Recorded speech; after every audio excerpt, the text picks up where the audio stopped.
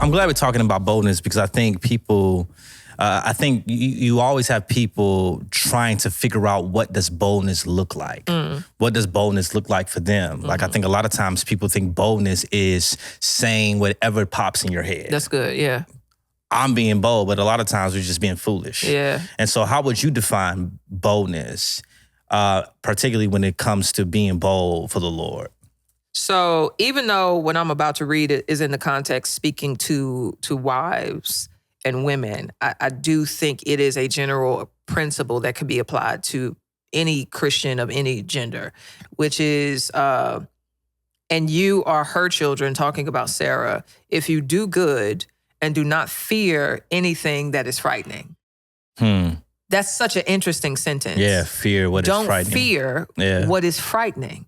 And I think boldness is moving in the direction of fearlessness, even if you have fear. Yeah. It's doing the scary thing God called you to do in his power. Yeah. Because I think to your point, I don't think boldness is just doing anything everybody else considers scary, right? Yeah. So like, I'ma just say the truth regardless. I'ma expose all the liars and all the false teachers and all the people and da-da-da-da-da. It's like, what place is that coming from though? Because if that's coming from pride, it's actually not boldness. Yeah, absolutely. That's really good. Because we've often said, I even made a shirt that said it, boldness is not doing what men are afraid to do. Boldness is doing what God told you to do, which simply means boldness is more about obedience than God than paying attention to what other men are not doing, right? And so I think that if we understood that, it's like, man, like God is not even saying,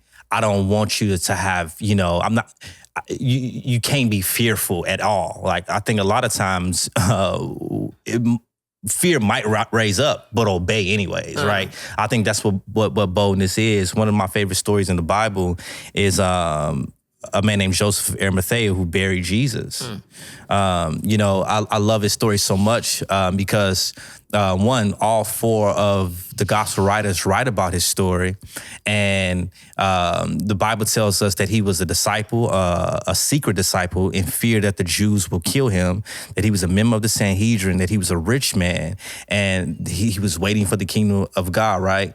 But what I love about his story the most is you have Jesus' public disciples, right, following Jesus all while he was doing his earthly ministry. And as soon as Jesus died, what did they do? They went and hid, right? They didn't even actually start to be bold for Jesus until the resurrected Jesus appeared, walked through a door, and was like, I told y'all this would happen. Like, why are y'all hiding? Or why are y'all afraid, right? Because the most dangerous time to follow Jesus was actually after the resurrection, when you can be considered a curse for following somebody who just died as a curse.